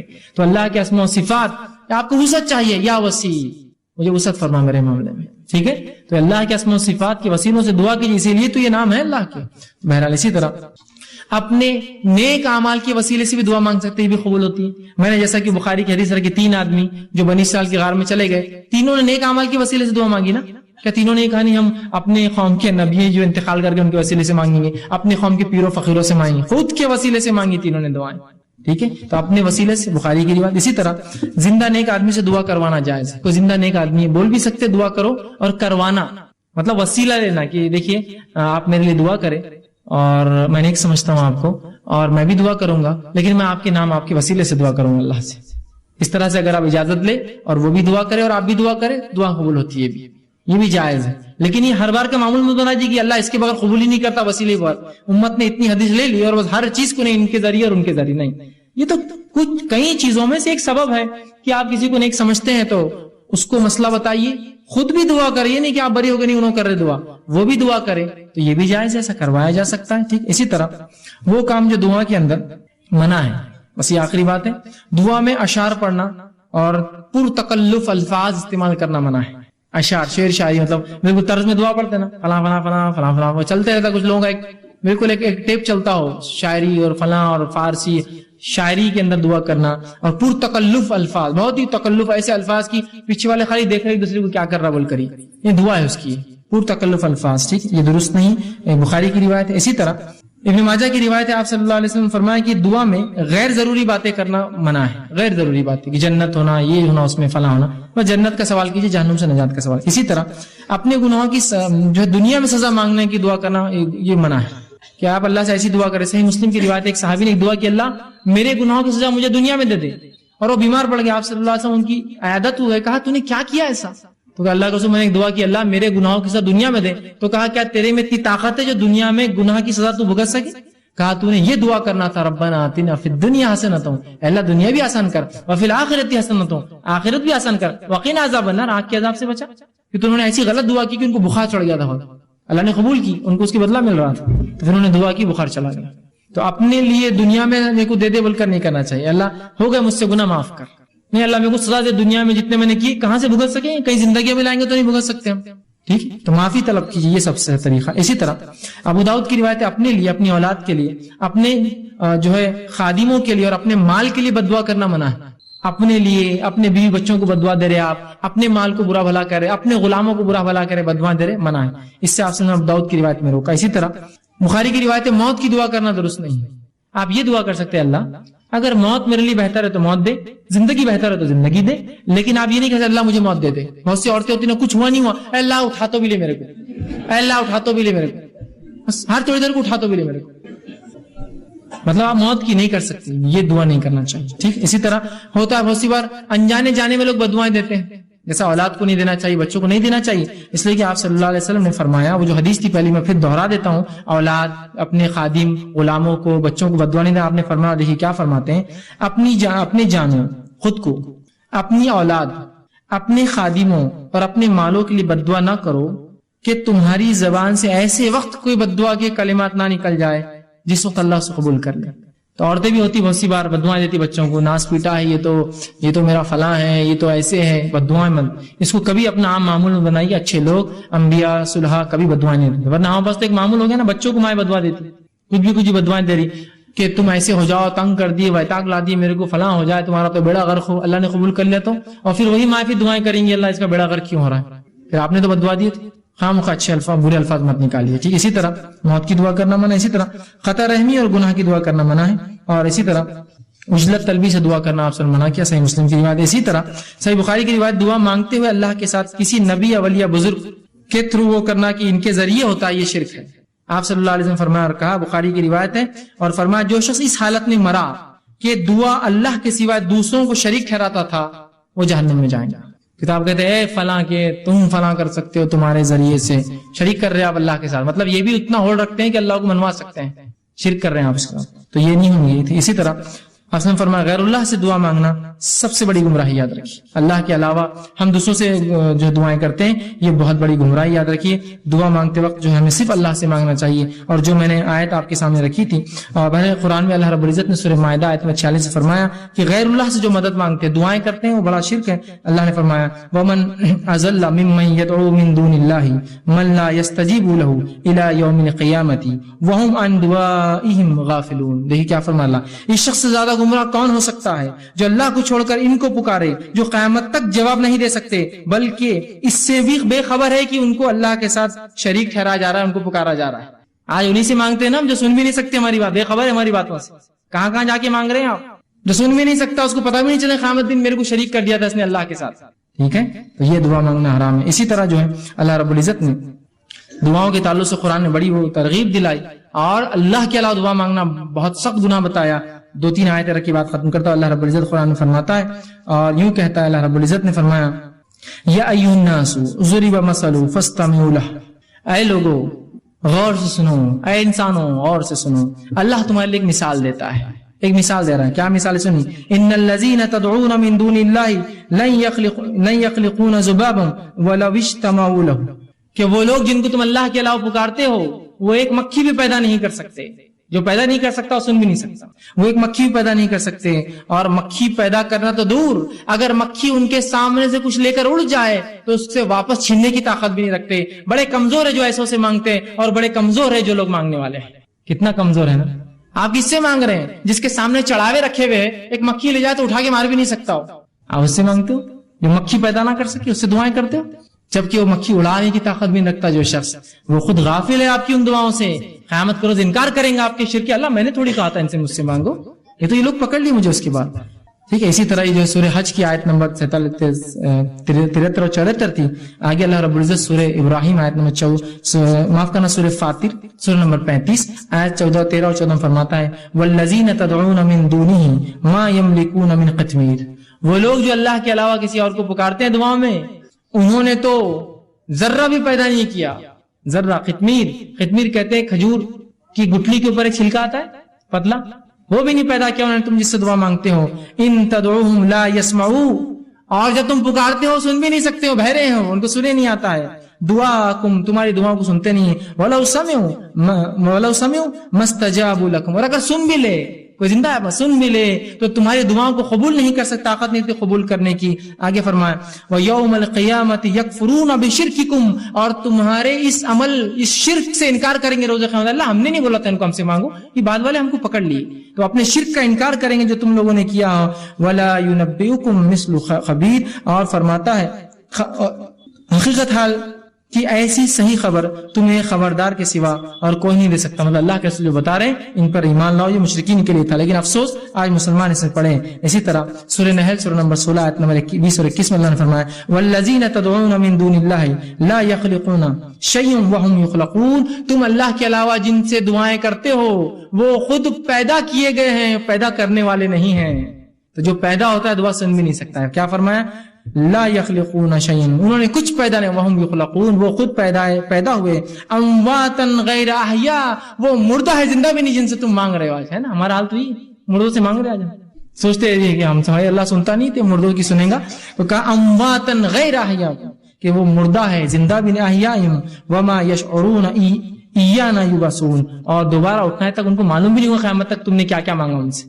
تو ہم کوشش کریں خالص اللہ سے دعائیں کریں, اللہ کے علاوہ کسی کو شریک نہ کرے دعاؤں میں. دعا عبادت ہے, مستقل عبادت ہے, اور دعا اللہ ہر کسی کی دعا سنتا ہے. حکمت مصلحت کے تحت تھوڑا آگے پیچھے ہو جائے تو ہمیں اللہ سے ناراضگی یا دین و شریعت یا دعا کرنا چھوڑنا نہیں چاہیے. دعا بڑا افضل عمل ہے, یہ مومن کا ہر مصیبت پریشانی دنیا کی ہر تکلیف اور مسائل کے خلاف بہترین ہتھیار ہے. کوشش کے ساتھ ہمیں چاہیے کہ ہر بار اللہ سے ہم دعا کریں, خوب دعائیں کرے کہ کم از کم قبول, اگر ظاہری نہ ہو تو آخرت میں باطنی اجر اس کا ضرور انشاءاللہ ملے گا. اسی پر اپنی بات ختم کرتا ہوں. اللہ رب العزت سے دعا ہے کہ اللہ سبحانہ تعالیٰ ہمیں جو ہے کہنے سننے زیادہ جو عمل کی توفیق عطا فرمائے, جو کچھ کہا سنا گیا اس پہ عمل کرنے کی توفیق دے, کتاب و سنت کی صحیح فہم صحیح سمجھ ہمیں عطا فرمائے, دعاؤں کی کثرت کرنے کی اور صحیح دعائیں مانگنے کی ہمیں توفیق دے, اور اللہ رب العزت ہماری دعاؤں کو قبول کرے. وآخر دعوانا الحمدللہ رب العالمین, سبحان ربک رب العزت عما یصفون, وسلام علی المرسلین, والحمدللہ رب العالمین. بسم اللہ الرحمن الرحیم. الحمدللہ رب العالمین, والصلاة والسلام علی خاتم النبیین والمرسلین. رب اشرح لی صدری ویسر لی امری واحلل عقدۃ من لسانی یفقہوا قولی. اما بعد. جی السلام علیکم. میرا نام عمران عمودی ہے. میرا سوال پہلے جو صابر صاحب نے جو درس دیا اس پہ ہے کہ انہوں نے کہا کہ جو سوال جواب آمنے سامنے ہوں گے, اللہ کے روبرو کھڑے رہ کے ہوں گے, تو اس میں کوئی پردہ نہیں ہوگا. جبکہ جب میرے معلومات میں یہ تھا کہ اللہ کا دیدار صرف جنت ہی کرے گا, تو اس کے بارے میں تھوڑی بتا چاہتا ہوں. میں نے ایک سوال کیا تھا پچھلے عنوان کے تعلق سے کہ اللہ رب العزت کا دیدار سوال آمنے سامنے ہوں گا, لیکن انہوں نے کہا کہ میں نے پڑھا کہ اللہ کا دیدار تو صرف مومن کریں گے, تو دیکھیے وہ اسی معنی میں کہ دیدار صرف مومن کریں گے، لیکن ہر بار آمنے سامنے ہونے سے مراد نہیں کہ ظاہر ہو اللہ رب العزت ان پر. بات سمجھ رہے ہیں آپ؟ ایسا مثال کے طور پر میں کسی خاتون سے بات کروں، ہم آمنے سامنے، لیکن کیا میں اس کا دیدار کر سکتا ہوں؟ اگر غیر محرم ہو تو پردے میں ہوتی ہو، حالانکہ آمنے سامنے ہے، بات چیت ہو رہی ہے، لیکن وہ پردہ جو ہے وہ آڑ بن گیا ہمارے لیے. سمجھے آپ بات کو؟ تو آمنے سامنے سے مراد اللہ رب العزت کے وہ سامنے حاضر ہوں گے، لیکن وہ اللہ کو دیکھ نہیں پائیں گے. تو ہر بار کسی چیز کے سامنے حاضر ہونے کا مراد اس کو دیکھنے میں بھی نہیں. ایسا مثال کے طور پر آپ کسی کے سامنے حاضر ہوئے اور انٹرویو دیا، لیکن وہ شخص انٹرویو لینے والا آپ کے سامنے نہیں تھا، وہ آپ کو کہیں اور سے بیٹھ کر دیکھ رہا تھا. ٹھیک ہے، تو اسی معنی میں ہے کہ حاضر ہوں گے مطلب اللہ کے سامنے جائیں گے. اس کا معنی ضروری نہیں کہ اللہ کو دیکھیں گے، اور صرف مومن ہی ہوں گے جو روز قیامت اللہ رب العزت کا دیدار کریں گے. ٹھیک، بعد میں اس کا ادراک نہیں کریں گے، صرف دیدار کریں گے. جس طرح سے 14ویں کے چاند کو ہم دیکھتے ہیں، اسی طرح اللہ کے رسول صلی اللہ علیہ وسلم فرمائے کہ ہم جو اللہ رب العزت کو 14ویں کے چاند کی طرح دیکھ سکتے. ٹھیک، اسی معنی میں.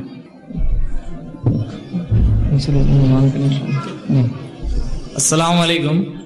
فیض بھائی، میرا سوال پہلے عنوان پہ ہے کہ جس میں دعا کے تعلق سے جو انہوں نے فرمایا تھا کہ صابر محمدی جی نے کہ علم کا حاصل کرنا بہت ہی یہ ہے، اور ماشاءاللہ ہم دیکھ رہے ہیں کہ بہت سارے لوگ علم حاصل کر رہے ہیں، مگر کیا صرف علم سیکھنے کے بعد میں اس پہ عمل نہیں کیا تو اس کے کیا یہ ہوں گے؟ جیسا کہ علامہ اقبال نے فرمایا، مسجدیں بنا لی ایمان کی حرارت میں، دل اپنا پرانا پاپی کبھی نمازی نہ بن سکتا.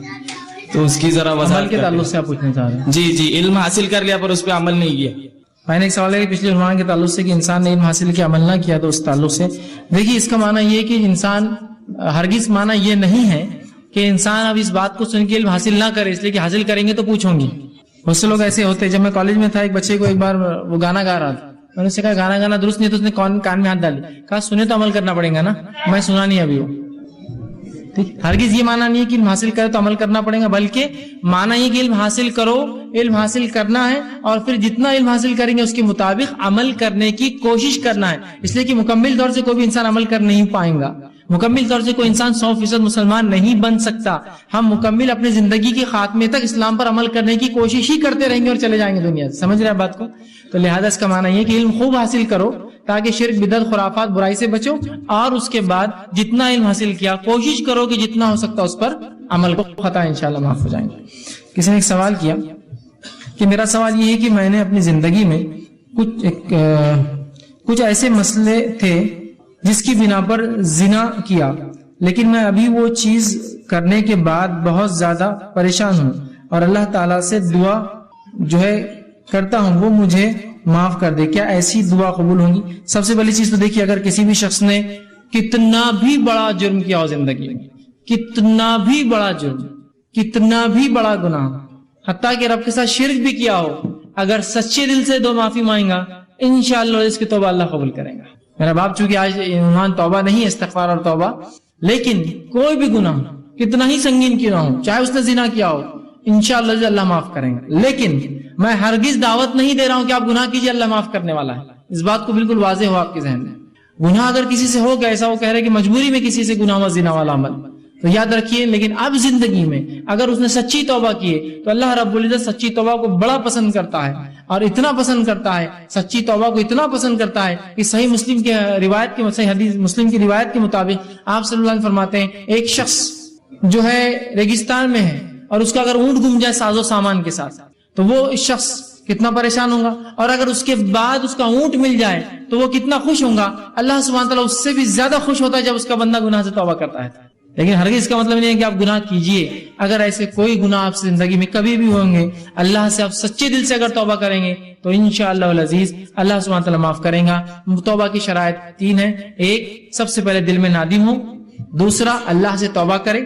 تیسرا، وہ عمل کو کبھی نہ کرے. اور اگر انسانوں کا معاملہ ہو تو چوتھا، اس انسان سے معافی مانگے. تو اگر یہ معاملہ اللہ کے ساتھ ہے آپ کا تو آپ اللہ سے توبہ کرے، آئندہ یہ عمل نہ ہونے دے. اور اس کے بعد جس شخص کے ساتھ یہ عمل ہوا اگر اسے معافی مانگنا مناسب ہے تو ٹھیک ہے، نہ تو بہرحال اس میں کوئی حرج نہیں ہے. لیکن چونکہ وہ بھی گناہ گار ہے اس معاملے میں، ٹھیک. لیکن اگر بہرحال اب وہ معاملہ ہو چکا ہے، اگر اس سے معافی مانگنے سے معاملہ اور بڑھ سکتا ہے تو پھر مت کیجیے، اس لیے کہ پھر اس طرف آپ جائیں گے، ٹھیک. تو لہٰذا آپ اللہ سے معافی مانگیں انشاءاللہ عزیز. اللہ تعالیٰ آپ کی یہ دعا، چونکہ مغفرت کی دعا یہ بھی بہرحال ایک دعا ہے، جو توبہ ہم کرتے ہیں دعا ہے، اللہ اس کو قبول کرتا ہے. کسی نے ایک سوال کیا، مجھے ایک میسج آیا تھا، اس میں ایک دعا تھی اور لکھا تھا کہ یہ دعا 10 لوگوں کو بھیجو تو آپ کی مصیبت دور ہو جائیں گی, 6 لوگوں کو بھیجو تو دعا قبول ہوگی. کیا یہ صحیح ہے؟ اور آخر میں لکھے تھے کہ اللہ پر بھروسہ ہو تو ضرور بھیجنا. ایسے وقت میں کیا کریں؟ لوگوں کو میسج بھیجے یا نہیں؟ کسی نے اچھا سوال کیا. دعاؤں کے تعلق سے غلط فہمی یہ ہوتی ہے چونکہ لوگوں سے کروائے, کوئی بھائی اپنے لیے کرے تو قبول ہوتی ہے, تو لوگ کیا کرتے ہیں کاغذوں پر دعا یا کچھ لکھ دیتے ہیں اور بولتے ہیں اب اس کو 10 لوگوں میں بانٹو, 10 لوگوں تک پہنچاؤ, اگر ایمان والے ہو تو ضرور پہنچانا. بہت سے میسج مجھے بھی آتے ہیں اگر ایمان سچا ہے تو سب مسلمانوں کو بھیجو. میں نے کہا اتنے کروڑوں مسلمان میں کہاں سے بھیج سکتا اکیلا آدمی؟ سب کو بھیجو. ایمان ہے تو شرط بھی لگا دی, انہوں نے طے کر لیا, نہیں ہے تو مطلب نہیں بھیجے مطلب ایمان نہیں.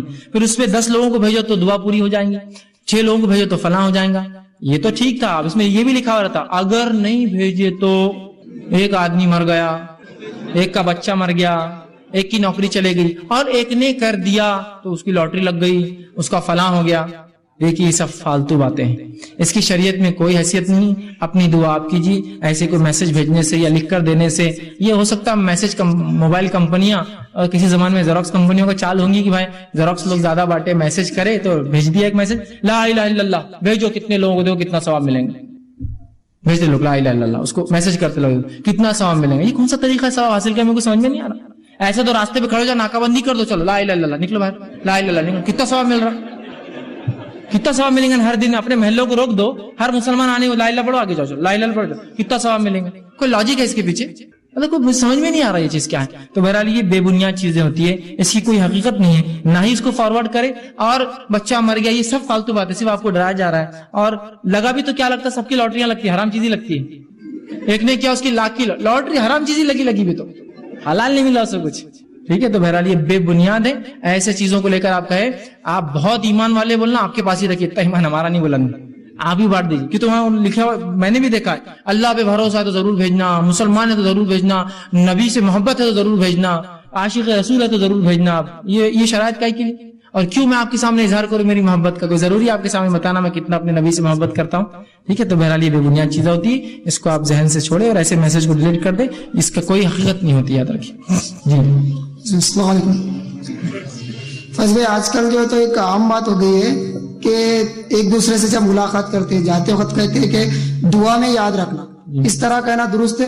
بھائی نے سوال کیا کہ اکثر لوگ جب ملتے ہیں تو ایک دوسرے سے کہتے ہیں دعا میں یاد رکھنا, تو کیا درست ہے؟ تو دیکھیے یہ بھی ایک سنت طریقہ ہے کہ کسی کو آپ ملے, یا کوئی حج کو جا رہا, عمرے کو جا رہا, یا کوئی عام آدمی ملے, تو آپ یہ کہہ سکتے ہیں کہ مجھے دعا میں یاد رکھنا. اس میں انشاءاللہ کوئی حرج نہیں کہ کوئی انسان کسی دوسرے شخص کو یہ کہے کہ مجھے دعا میں یاد رکھو. جیسے کہ آپ صلی اللہ علیہ وسلم نے فرمایا عمر ابن خطاب رضی اللہ عنہ سے, اور وہ حدیث کے راوی کو کہتے ہیں کہ آپ نے فرمایا کہ اللہ کے بندوں میں ایک بندہ ہے جو قرن قبیلے کا ہے, صحیح بخاری کی روایت ہے. اگر وہ اللہ کے نام پہ وہ خصم اٹھا لے تو اللہ اس کی خصم پوری کر دیتا ہے, اس کی بات سن لیتا ہے. اگر تمہیں ملے تو ضرور اس سے دعا کروانا. جیسے پتا چلا آپ لوگوں سے دعائیں کروا سکتے ہیں, ٹھیک ہے, اگر تمہیں دعا کرانا. عمر ابن خطاب رضی اللہ عنہ کے دور میں وہ آئے جن کا نام اویس تھا, قرن قبیلے کا, اویس قرنی. بہرحال ان کے بارے میں بہت سی غلط فلط ایسی ویسی باتیں ہیں, حقیقت یہ ہے بس اتنا ہی واقعہ آتا صحیح بخاری میں ان کے تعلق سے. تو جب وہ ملے آپ عمر ابن خطاب رضی اللہ عنہ کو, تو آپ نے ان سے ملے اور کہا کہ مجھے دعا میں یاد رکھنا, اس لیے کہ آپ صلی اللہ علیہ وسلم آپ کے بارے میں یہ کہا تھا. ٹھیک ہے بات سمجھ. تو آپ اس معاملے سے یا بہت سی اور بھی روایت میں جہاں آپ نے خود دوسرے صحابہ سے کہا, تو اس سے ہم سمجھ سکتے ہیں کہ آپ کسی نیک متقی آدمی کو ملے تو کہہ سکتے دعا میں یاد رکھو انشاءاللہ, اس میں کوئی برائی نہیں ہے اور کوئی قباحت والا معاملہ نہیں. اس نے ایک سوال کیا, دعا ختم ہونے کے بعد بہت سارے لوگ کہتے ہیں کہ میرے نبی کے صدقے سے اس کی دعا کو قبول کر, کیا یہ کہنا درست ہے یا غلط؟ آپ صلی اللہ علیہ وسلم کا وسیلہ مانگنا چاہیے یا نہیں, مانگنا ہے یا نہیں؟ بڑا اچھا سوال کیا جس نے بھی کیا. پہلی چیز تو یہ, بہت سے لوگ اپنی دعا کے خاتمے میں اے اللہ اس دعا کو نبی کے صدقے, وسیلے, طفیل, واسطے اور پتہ نہیں کیا کیا اس کے الفاظ ہوتے ہیں اس سے قبول کر. تو کیا یہ درست ہے؟ تو یاد رکھیے جب تک نبی اکرم صلی اللہ علیہ وسلم حیات تھے, زندہ تھے دنیا میں, تب تک آپ کے وسیلے سے دعا کرنا درست تھا, اور وہ بھی ان 4 شرائطوں کے ساتھ. زندہ ہو, متقی ہو تو ظاہر سی بات اللہ کے رسول ہے تو نبی ہے تو متقی کا مسئلہ نہیں, زندہ ہونا شرط ہے. اس کے بعد وہ بھی دعا کرے اور آپ بھی دعا کرو. حدیث میں الفاظ ہے, صحیح مسلم کی روایت ہے, آپ صلی اللہ علیہ وسلم کا ایک صحابی آئے, کہا اللہ کے رسول میں نابینا ہوں, آپ دعا کیجئے میرے بینائی کے لیے. آپ صلی اللہ علیہ وسلم فرمایا اگر تو اس برداشت کرے صبر کرے تو بہتر ہے، کہا نہیں دعا کیجیے۔ آپ نے کہا ٹھیک ہے گھر جا 2 رکعت نماز پڑھ، نماز کا یہ دعا کر کہ اللہ میں تیرے نبی کے وسیلے سے تجھ سے دعا کرتا ہوں کہ میری بینائی واپس دے۔ اور آپ صلی اللہ علیہ وسلم نے بھی دعا کی، انہوں نے گھر جا کے دعا کی تو ان کی بینائی واپس لوٹ آئی۔ لیکن اس حدیث میں جو باتیں بھی کیا ہے، آپ صلی اللہ علیہ وسلم کو مسئلہ معلوم تھا، آپ نے بھی دعا کی اور اس شخص نے بھی دعا کی۔ یہاں یہ تھوڑی ہے کہ بس آپ نے نبی صلی اللہ علیہ وسلم کے وسیلے سے دعا، نبی صلی اللہ علیہ وسلم کو معلوم ہے کہ ہم ان کے وسیلے سے دعا کر رہے ہیں، ابھی ایک شرط پوری نہیں ہو رہی، یاد رکھیے۔ دوسرا آپ حیات بھی نہیں تو وہ شرط بھی پوری نہیں ہو رہی، نہ آپ کو پتا ہے نہ آپ حیات ہے، اور ظاہر سی بات اللہ کے علاوہ کوئی عالم الغیب نہیں ہے جو سن سکے، ٹھیک ہے بات سمجھ؟ تو لہٰذا اپنی دعاؤں کے آخر میں یہ کہنا کہ نبی کے وسیلے سے آپ صلی اللہ علیہ وسلم جب تک حیات تھے صحابہ نے آپ کے وسیلے سے دعا کی، کروائی بھی، لیکن آپ کی وفات کے بعد کا ایک واقعہ سناتا ہوں۔ عمر ابن خطاب رضی اللہ عنہ کے دور میں قحط سالی ہوئی، اس کے اندر ہوا یوں کہ آپ صلی اللہ علیہ وسلم تو حیات نہیں تھے، قحط سالی سوکھا پڑا، تو عباس رضی اللہ عنہ کو بلایا گیا، وہ آئے، عمر ابن خطاب نماز استسقاء کا اعلان کیا، لوگ باہر گئے، نماز ہوئی، نماز کے بعد عمر ابن خطاب نے سنی کہ الفاظ کہے، عباس رضی اللہ عنہ کو کھڑا کیا اور کہا اے اللہ، جب تیرا نبی ہم میں زندہ تھا ہم اس کے وسیلے سے بارش کے لیے تجھ سے دعا کرتے تو خوب بارش برساتا، آج تیرا نبی ہم میں موجود نہیں ہے لہٰذا میں اس کی چچا عباس کے وسیلے سے تجھ سے دعا کرتا ہوں ہماری دعا کو قبول کر، اور خوب بارش ہوئی۔ پتا کیا چلا اس سے؟ نبی حیات تھے تو ان کے وسیلے سے دعا ہو رہی تھی، جانے کے بعد کس کے وسیلے سے ہوئی؟ جو زندہ متقی انسان تھے، عباس ان کے چچا۔ تو اب ہمارا یہ کہنا نبی کے وسیلے اور واسطے سے اب درست ہوگا کیا بتائیے؟ عمر ابن خطاب نے آپ کی وفات کے بعد نہیں کیا تو ہم 14 سال بعد کر سکتے ہیں کہ بتائیے؟ صحابہ میں سے کسی نے بھی رسول کی وفات کے بعد، میں پھر کہہ رہا ہوں آپ کی زندگی میں بہت سے وسیلے لیے، انتقال کے بعد کبھی یہ کہا کہ رسول کے وسیلے سے، واسطے سے، طفیل سے، صدقے طفیل سے، پتہ نہیں یہ کیا لفظ ہے، تو مانگتے ہیں، یہ درست نہیں۔ اس لیے میں نے پہلے کہا اپنی دعا آپ مانگیے، اللہ رب العزت سب کی دعائیں سنتا ہے، یاد رکھیے، اور کسی کے واسطے کہ اللہ کو ضرورت نہیں ہے۔ اس آیت میں سورہ بقرہ کہ اللہ نے خل کا لفظ بھی نکال دیا، نبی کو اتنا بھی نہیں دیا، کہا سیدھے سنتا ہوں میں تمہاری، خل بھی نہیں کہا کہہ دو ان سے کہ میں دعائیں سنتا ہوں، سیدھا کہا یہ مجھ سے تم سے پوچھتے دعا، مجھ سے پوچھتے کہاں میرے بارے میں تو کہہ دو میں ان سے قریب ہوں، اور جس کی دعا جو مانگتا ہے میں اس کی دعا سنتا ہوں۔ یہ نہیں کہا کہ تم کہہ دو، ہاں لفظ ہی نہیں خل کا، جبکہ دوسری جگہ ملیں گے آپ کے لفظ، سمجھ رہے آپ بات کو؟ تو لہٰذا آپ سیدھے اللہ سے مانگتے ہیں، اللہ سیدھے دے سکتا ہے۔ جو صدقے یا طفیل سے یا وسیلہ جو بھی آپ کا مانگا گیا وہ آپ سن کی حیات اور زندگی میں تھا، اس کے بعد کبھی کسی صحابی نے یا تابعین سے یہ عمل ثابت نہیں، یاد رکھے۔ دوسرا انہوں نے کہا کہ آپ صلی اللہ علیہ وسلم کا وسیلہ مانگنا کیسا ہے، تو اب وسیلہ نہیں مانگا جا سکتا، تب حیات تھے جب مانگا جا سکتا ہے، تو پھر آج کیا کرے؟ تو کوئی متقی نیک پرہیزگار شخص ہو وہ بھی آپ کے لیے دعا کرے، آپ بھی اس کے لیے دعا کرے، تو بہرحال انشاءاللہ یہ وسیلہ آپ لے سکتے ہیں۔ لیکن اب یہ کہنا نبی کے وسیلے سے درست نہیں، اس لیے کہ صحابہ نے کبھی آپ سے ان کی وفات کے بعد، انتقال کے بعد آپ کا وسیلہ نہیں مانگا۔